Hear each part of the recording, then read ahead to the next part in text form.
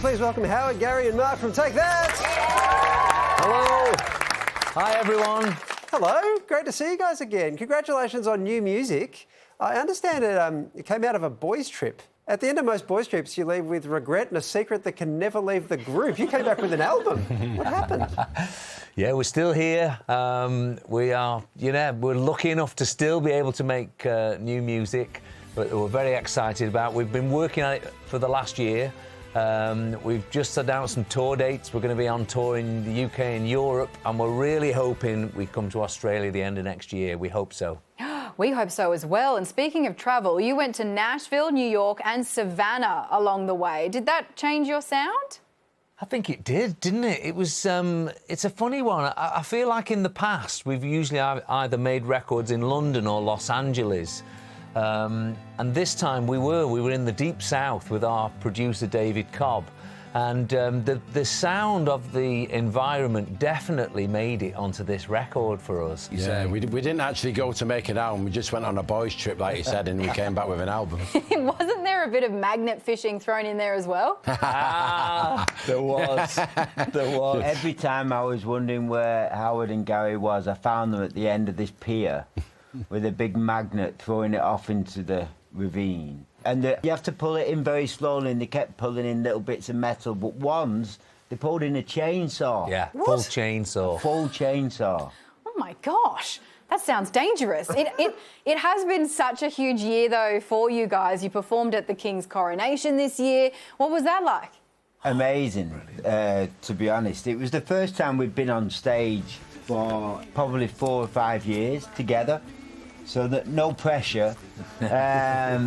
But do you know what? It was a great experience. We to perform in front of a crowd at such a special event, and also Kermit the Frog was doing the hand movements to never forget, which the pinnacle.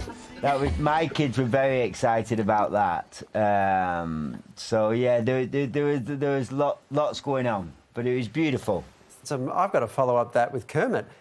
With this album, though, I've never heard of this before, but you've released a podcast to accompany it. Is a podcast like the new album liner? Yes. I think podcast, I mean, I'm sure everyone's got different answers, but I think the podcast was just a great idea that was always talked about. We just really wanted to speak about stuff that maybe people have never heard before, by going back to the very early days. And it was very insightful, really, because we found out new things about each other that we didn't actually know. Yeah. Well, you have been around for a very long time, older, wiser, and we can't let you go without asking, do you guys consider yourself to still be a boy band? Oh, that's a compliment nowadays, when people call us a boy band. Could you be a man band? Listen, we've been called much worse things, so we'll take it, right? Like, man band perfectly. Hey, before we go, can I say hello to my daughter who lives in Australia? She's in Sydney, Emily. Hello, Emily. Hello, Emily. Hello, Emily. Hi, Emily. Tell us about Emily. Emily's at university, and she's been there for 2 years and absolutely loves Australia.